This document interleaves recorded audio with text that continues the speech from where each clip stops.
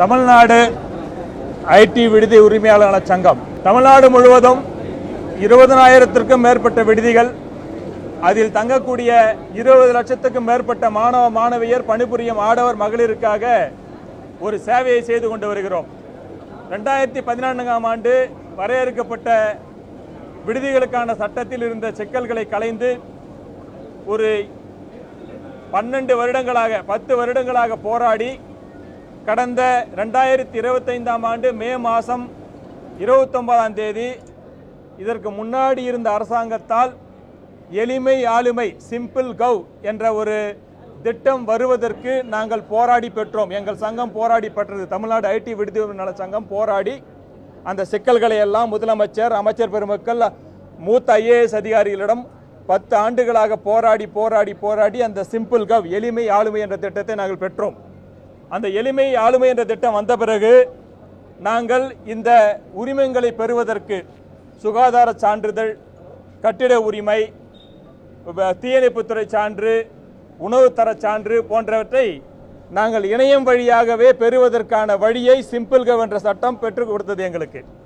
ஆனால் இப்பொழுது என்ன நடக்கிறது என்றால், இந்த சிம்பிள் கவ் எளிமை ஆளுமை திட்டம் வருவதற்கு முன்பதாக சுகாதாரத்துறையை சார்ந்தவர்கள் ஒரு சுகாதாரத்துறை சான்றிதழை தர வேண்டும் என்றால் ஒரு விடுதி உரிமையாளர்களிடம் 10,000, 15,000, 20,000 என்று பெற்றுக் கொண்டிருந்தார்கள்.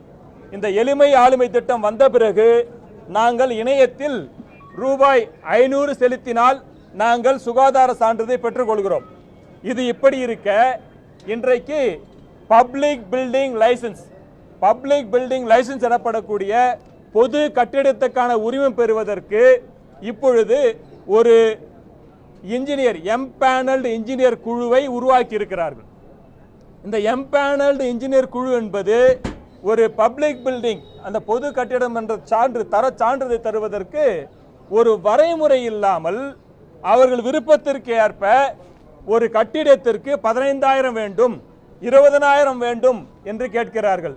நாங்கள் என்ன சொல்லுகிறோம் என்றால், இதே மாதிரி தான் இப்ப அரசு சமூக நலத்துறை அதிகாரிகளோ, ஐஏஎஸ் அதிகாரிகளோ, அமைச்சர் பெருமக்களோ, எம்எல்ஏ பெருமக்களோ யாருமே எந்த தொந்தரவும் எங்களுக்கு செய்வதில்லை. ஆனால் ஒரு அரசாங்கத்தால் நிர்ணயிக்கப்பட்ட ஒரு எம்பேனல்டு இன்ஜினியர்ஸ் அவர்கள் ஒரு தர சான்றிதழை தருவதற்கு ஒரு வரைமுறை இல்லாமல் ஒரு கட்டிடத்திற்கு, ஒரு விடுதி நடத்தும் கட்டிடத்திற்கு எங்களுக்கு 15,000 வேண்டும், 20,000 வேண்டும் என்று கேட்டுக்கொண்டிருக்கிறார்கள். இதைத்தான் இன்று தமிழ்நாடு முதலமைச்சர் அவர்களுக்கும் தமிழ்நாடு சமூக நலத்துறை அமைச்சர் அவர்களை நேரடியாக சந்தித்து இந்த எம்பேனல் இன்ஜினியர் கேட்கும் 15,000, 20,000 கொடுத்து எங்களால் அந்த பொது கட்டிடத்துக்கான ஸ்டெபிலிட்டி சர்டிபிகேட்டை பெற முடியாது, எங்களுக்கு நீங்கள் ஒரு குறைந்தபட்ச தொகையை அரசாங்கமே நிர்ணயித்து அந்த தொகையை சொன்னால் மட்டுமே நாங்கள் இந்த சான்றிதழை பெற முடியும், இல்லை என்றால் எங்களால் பெற முடியாத சூழ்நிலையில் இருக்கிறோம் என்பதை விளக்கி வந்திருக்கிறோம். அதேபோல் இந்த எளிமை ஆளுமை திட்டம் சிம்பிள் கவ் வந்த பிறகு டி லைசன்ஸ் என்பது இல்லை. ஆனால் இன்றைக்கும் பல மாவட்டங்களில் பல அரசு அதிகாரிகளுக்கு இது தெரியாமல் இருக்கிறது. இன்னும் விடுதி உரிமையாளர்களுக்கு போன் செஞ்சு அவர்கள் லெட்டர் வேறு அனுப்புகிறாங்க, உங்கள் ஹாஸ்டலுக்கு டி லைசன்ஸ் எடுத்தீங்களான்னு சொல்லிட்டு. ஆல்ரெடி 2025ஆம் ஆண்டு வந்த சிம்பிள் கவ்வில் டி லைசன்ஸ் இல்லை என்பதை தயவு செய்து மீடியாக்கள் வாயிலாவது அரசு அதிகாரிகளுக்கு தெரியப்படுத்துங்கள். இப்போ டி லைசன்ஸ் கிடையாது, இது பப்ளிக் பில்டிங் லைசன்ஸ் அப்படின்றதை உணர்த்த வேண்டும். எங்களால் 15,000, 20,000 கொடுத்து அந்த இது வாங்க முடியாது.